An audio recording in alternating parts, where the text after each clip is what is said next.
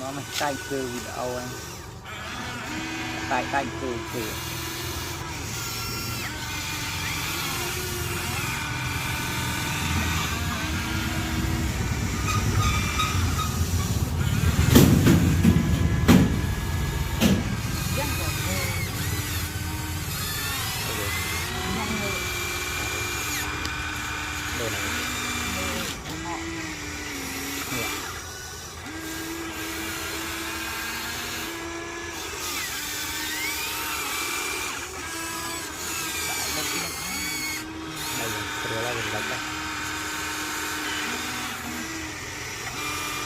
qua nhà năng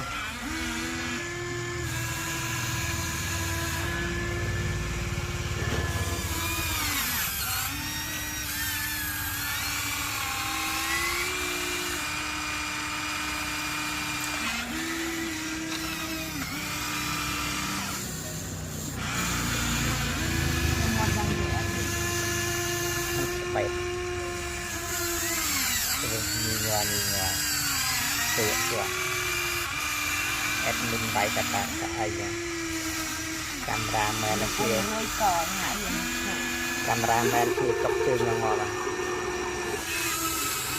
tập cung ha bên trên đó mốt lại trâu nóng lên nhà ai không lên nhà ai không đó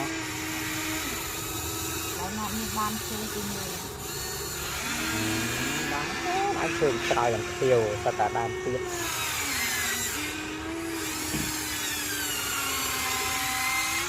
ba là mình đặt mặt ta lắm là mình trên trái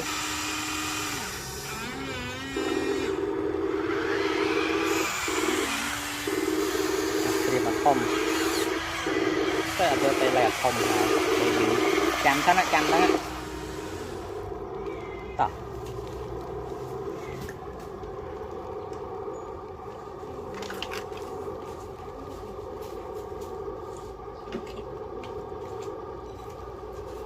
tay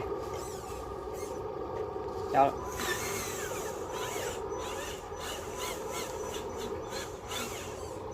mình một bán này ít đó này